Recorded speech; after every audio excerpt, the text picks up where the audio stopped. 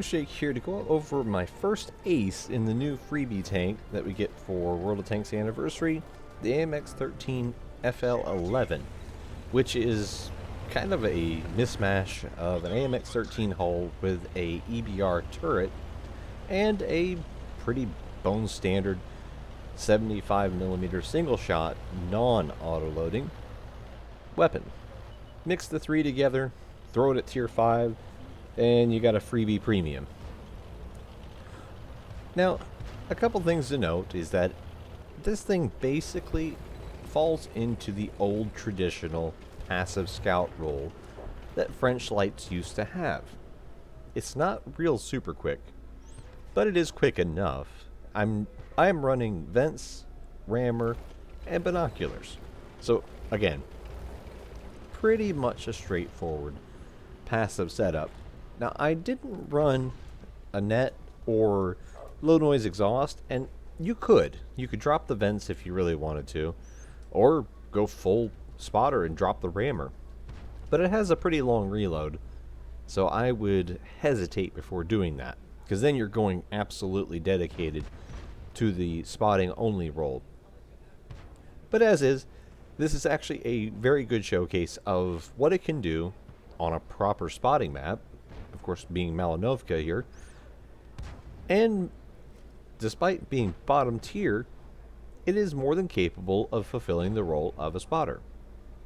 Now, if you are thinking it's going to be a quick dash around active tank, it's not. The lack of acceleration and sluggish turning really prevent that, and more so, it has a really limited armor scheme that makes it very sensitive to HE. As in, I believe that E8 up there that killed my clone behind me, I think he has a howitzer. And you've seen he got obliterated. I was actually really worried that the guy was going to drive in behind me and I was going to take hits from him, because I don't know what he thought was going to happen when he pulled into the open in low ground where he can't maneuver well, just to get a little shot onto the AMX 12T. Now, normally this is one of the better spotting positions on the map when you get the southeastern spawn. But as you can see, I'm sitting at under 200 spotting because I wasn't getting credited for the 12T.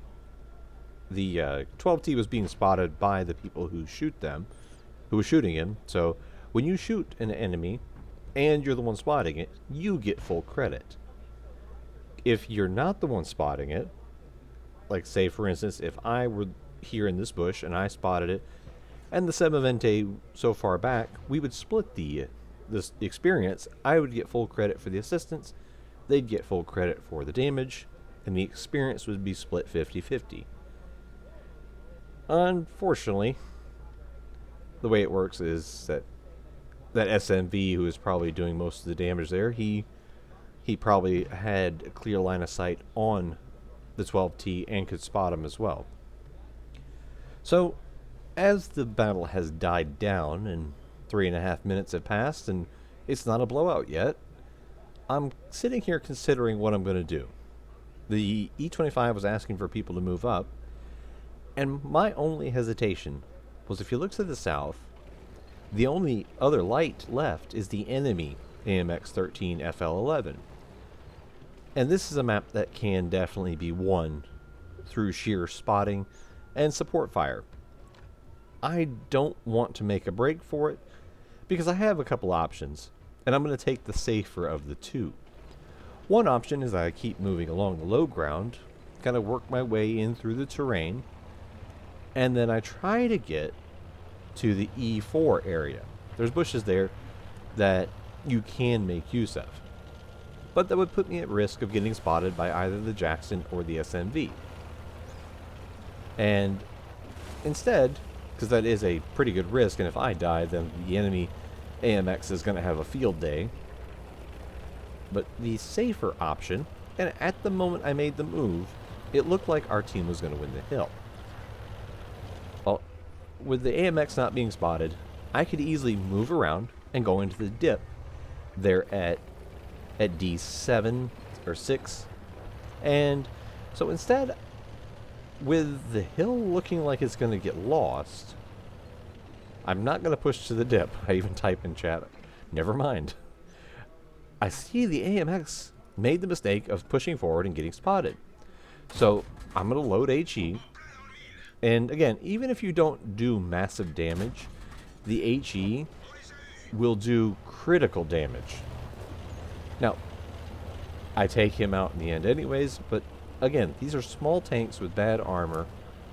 HE does more critical damage, as in killing crew members, taking out modules, and these seemingly have really low module health.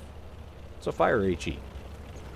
But now, with the AMX gone, that's at least one flank so far being okay-ish secure-wise. I'm pushing up to the dip and going into my favorite position when I spawn from the southeast. This bush right here, this line of them. You can roll back to the ledge and even go back down into the dip if you get pushed. But these bushes provide good concealment, and you can spot the people who are sitting up here behind cover sniping. Unfortunately, the E25 makes a pretty big mistake here. He pushes up, he does get the SMV spotted, who was somehow staying hidden from me, but he gets spotted in return. That's the issue with proximity detection. You're both spotted. So now the E25 has to hide. Now his days are numbered at this point, because he's got a Crusader SP firing at him who's up somewhere around the building, and I spot the Stug trying to move up. Just as I spot him trying to move up, the E25 gets taken out. But in return, our artillery takes out the SMV, which gives me a big opening, and I immediately make use of it, because I fully believe the SMV was the only one there. The E25 would have proximity detected anybody else. And if you look on the list, well, we know the Tiger P was up on the hill, and we know the SU 100M1 was to the south. If both those are true, the only thing left is the artillery and a Jagdpanzer IV. And of course, I see the Jagdpanzer IV, I spot him, I spot the M41 HMC, and I absolutely have no clue where that shot went. I fired HE and it went straight through the middle of him. Only thing I can guess is that it passed under his gun, above his hull, and in front of the gun shields, not making contact with anything. That's the luckiest M41 HMC ever.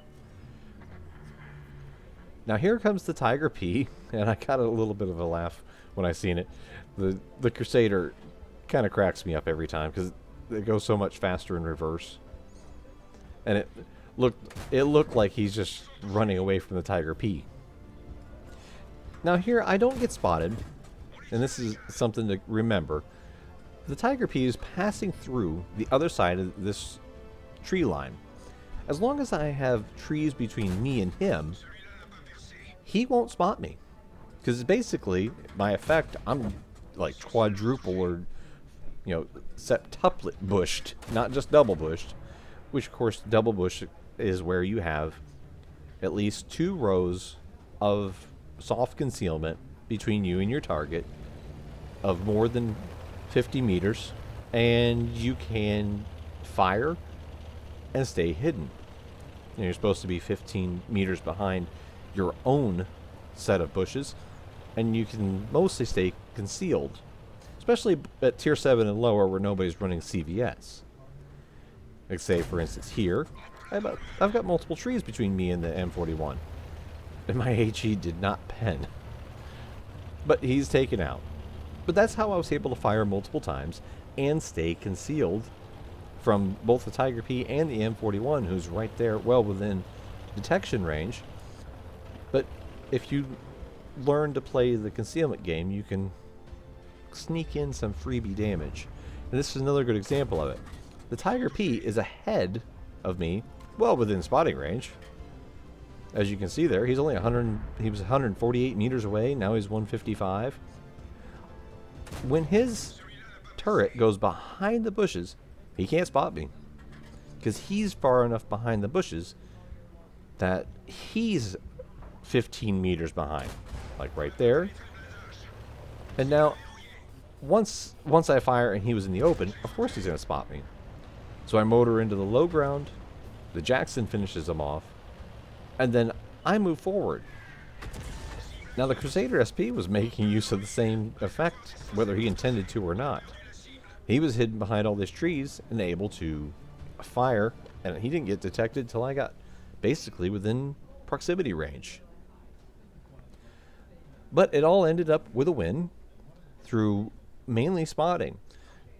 I got the ace and a spotter, of course, which is pretty nice when everybody's playing this tank to get an ace right when they're first out. I always kind of find that to be fun because that means you're playing it a little bit better than everybody else while everybody's playing it. So the patrol duty, of course, is what got the ace through all the spotting, with almost 2,600 spotting and about 900 damage. So I snuck in enough there to kind of make it worth some damage dealing for myself. But all in all, a very sneaky little light tank that's not the best, not the worst, just a solid little light tank. Happened to get a good map for it. And make some credits as long as you don't spam premium. But I hope you enjoyed this battle, and thanks for watching.